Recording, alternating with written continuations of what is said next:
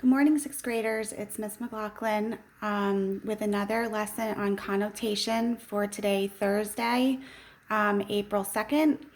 I'd like to dive right into connotation in a different way today, looking at how would an author use connotation to set the tone in their writing. So when looking at a story, we're asking not only what is the story really about, but how is the author using connotation in their writing to set the mood and to set the tone of their story, and what is the purpose of telling their story. So to remind you again, really quickly before we go in and look at some words, is connotation is the ideas and feelings associated with the word. So the author is trying to create a tone, so they use words to analyze to make the reader have an idea about either a character, the story, the setting, or the events that's happening in the story. They also use feeling words to. They also use feelings to describe. They also use words to describe feelings associated with that word, so they could let the reader understand the tone of the story and the story that they're trying to create. So with that being said, I'd like you to think back quickly on the story of Cindy is so annoying. The story I let you listen to, Cinderella is so annoying, retold by the evil stepmother. If you think about how the author uses connotation in that story, the author is using it to create a negative tone in a way that the author is writing the story in the point of view of the evil stepmother who can't stand Cindy because she talks nonstop. So using that detail and creating a feeling for what the stepmother thinks of Cinderella creates a negative connotation in the story. So let's practice with some words just to get you familiar with how we broke it up in a chart.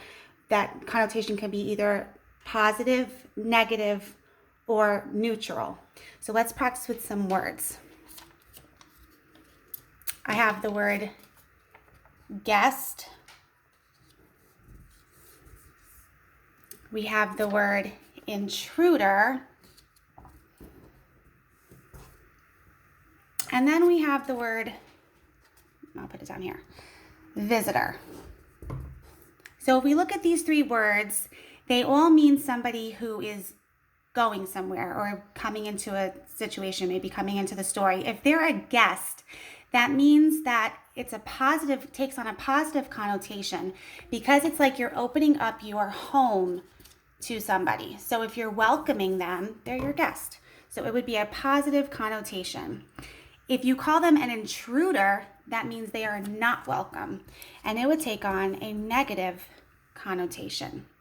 And if they're simply a visitor,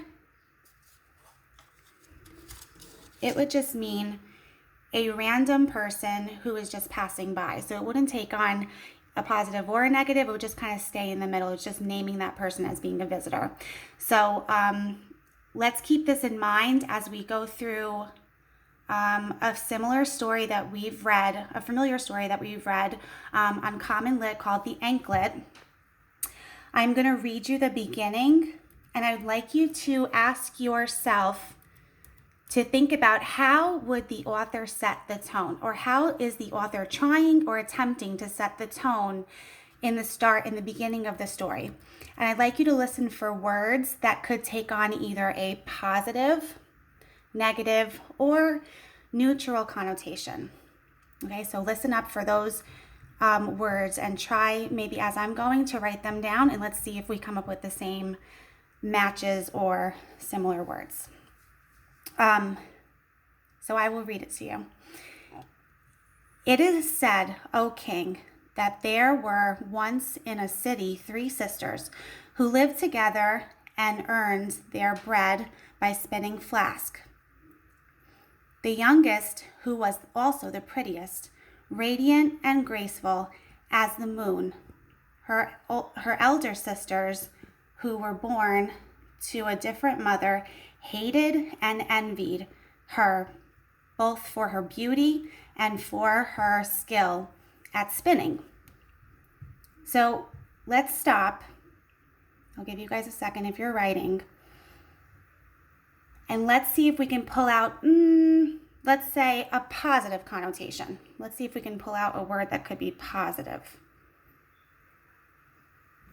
I think when the author describes the youngest sister as being radiant, I think that's a positive connotation.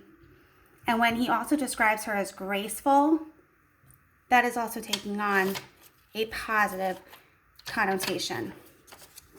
And we also know she's the youngest sister. So I would put that in positive as well. Okay, let's keep on going and see if we can hear some negative.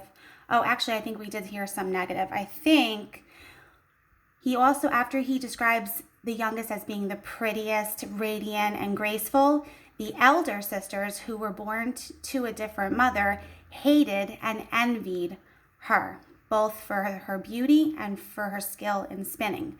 So if they hated and envied her, that definitely is the opposite of liking her. So I would put that as negative connotation. So the author is describing two groups of characters, the elder sisters and the younger sister, describing them both as being positive and negative and describing their relationship.